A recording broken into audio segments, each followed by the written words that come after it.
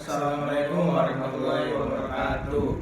Kami, mahasiswa Fakultas Hukum Universitas Narutama, sini kami menjelaskan sebuah argumen tentang kebakaran hutan yang terjadi di Kalimantan akibat kesengajaan badan usaha dan bagaimana pertanggung jawabannya yang digunakan untuk menyelesaikan tugas ujian tengah semester mata kuliah argumentasi hukum. Ginstaffsondersul berarti orang tidak mungkin dipertanggungjawabkan dari pidana kalau tidak melakukan perbuatan pidana. Latar belakang dewasa ini ramai diberitakan semua di media elektronik mengenai kebakaran hutan di negeriku tercinta ini, terutama di Kalimantan. Penyebab kebakaran itu sendiri disebabkan oleh para badan usaha yang tidak bertanggung jawab atas kesalahan mereka dalam menjaga kelestarian alam dan lingkungan.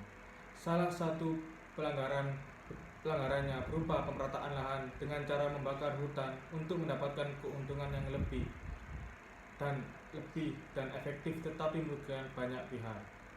Tentu kerugian kejadian ini dalam segi kelestarian alam dan lingkungan yaitu berupa polusi udara dan menipisnya lapisan ozon. Lalu dalam segi hukum sendiri, badan usaha yang merugikan pihak lain berupa tidak kesesuaian dalam segi perizinan. Karena akibat dari pembakaran itu melebihi batas dari perizinan yang diizinkan kepada badan usaha tersebut.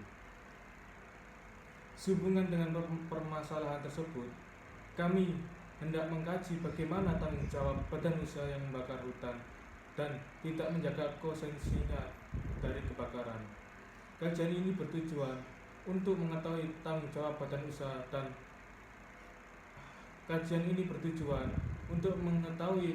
badan usaha atas pelanggaran yang telah dilakukan tersebut.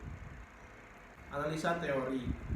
Dalam menjawab isu di atas, kami menggunakan sebuah konsep yang berkaitan dengan konsep kewajiban hukum adalah konsep tanggung jawab atau pertanggungjawaban hukum.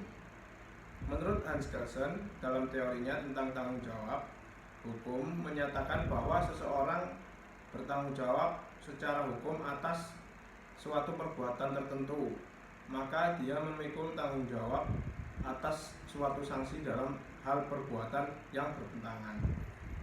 Berpijak pada teori tanggung jawab hukum, maka dalam menjalankan kegiatan usahanya, badan usaha harus menjaga kelestarian lingkungan dengan tidak melakukan pembakaran hutan dan lahan, serta menjaga lahan konsesinya dari kebakaran. Badan usaha yang melanggar kewajiban hukum atau peraturan yang berlaku, maka dapat dimintai pertanggungjawaban hukum administratif, perdata dan pidana. Pembahasan dalam peraturannya ditegaskan dalam pasal 67 Undang-Undang Nomor 32 Tahun 2009 tentang perlindungan dan pengelolaan lingkungan hidup yang mewajibkan setiap orang atau termasuk badan usaha untuk memelihara kelestarian fungsi lingkungan hidup serta mengendalikan pencemaran dan atau kerusakan lingkungan hidup. Untuk itu berdasarkan pasal 68 Undang-Undang Nomor 32 Tahun 2009, perusahaan dalam menjalankan kegiatan usahanya wajib menjaga keberlangsungan fungsi lingkungan hidup. Berdasarkan pasal 69 Undang-Undang Nomor 32 Tahun 2009, perusahaan juga dilarang melakukan perbuatan yang mengakibatkan kerusakan lingkungan dan melakukan pembukaan lahan dengan cara membakar. Lalu cara pertanggungjawaban untuk badan usaha yang melakukan pelanggaran akan diberikan sanksi tidak hanya secara administratif melainkan juga perdata bahkan pidana. Terkait dengan tanggung jawab administratif berdasarkan pasal 76 Undang-Undang Nomor 32 Tahun 2009 dan pasal 80 ayat 1 Undang-Undang Nomor 41 Tahun 1999, perusahaan yang melakukan pembakaran hutan dapat dikenai sanksi administratif. Sanksi administratif tersebut dapat berupa teguran tertulis, paksaan pemerintah, pembekuan izin lingkungan, atau bahkan pencabutan izin lingkungan. Berdasarkan pasal 40 ayat 2 Undang-Undang Nomor 32 Tahun 2009, apabila izin lingkungan dicabut maka izin usaha atau kegiatan dibatalkan. Akibatnya perusahaan tidak dapat menjalankan kegiatan usahanya. Lalu terkait dengan tanggung jawab perdata, berdasarkan pasal 87 ayat 1 Undang-Undang Nomor 32 Tahun 2009 dan pasal 80 ayat 1 Undang-Undang Nomor 41 Tahun 1999. Dalam ketentuan tersebut, perusahaan wajib mengganti rugi atas kerugian yang dilakukan karena telah menimbulkan asap kebakaran. Kerugian ini tidak hanya merugikan kepada manusia saja, tetapi kerugian ini juga merugikan alam atau berdampak kepada lapisan bumi. Dalam pasal 88 Undang-Undang Nomor 30 Tahun 2009, penggunaan prinsip tanggung jawab mutlak memudahkan penyidik untuk memproses tergugatnya ke pengadilan untuk mempertanggungjawabkan kebakaran hutan di area tersebut, tanpa harus membuktikan kesalahan dari tergugat. Penyelidik cukup membuktikan telah terjadinya kebakaran di wilayah itu dan tergugat kebakaran tersebut telah menimbulkan kerugian lingkungan hidup. Lalu terkait tanggung jawab pidana, berdasarkan pasal 78 ayat 3 Undang-Undang Nomor 41 Tahun 1999, pelaku pembakaran hutan diancam dengan pidana penjara paling lama 15 tahun dan denda paling banyak 5 miliar rupiah.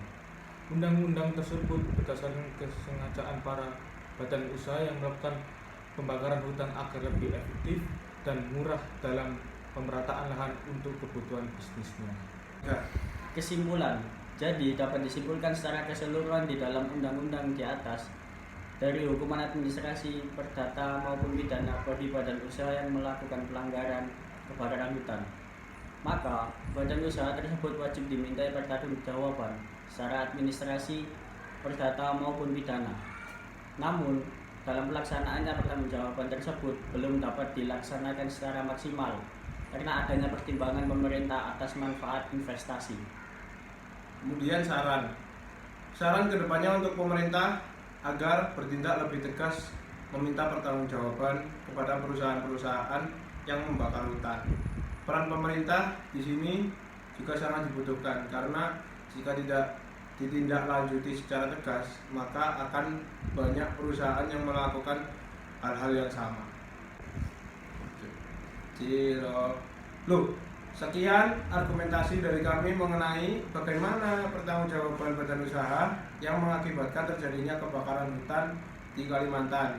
Dan mohon maaf apabila ada salah kata yang kurang nyaman diterima dari kami. Sekaligus kami mengucapkan selamat menunaikan ibadah puasa. Minal aidin wal faizin, mohon maaf lahir dan batin. Wassalamualaikum warahmatullahi wabarakatuh.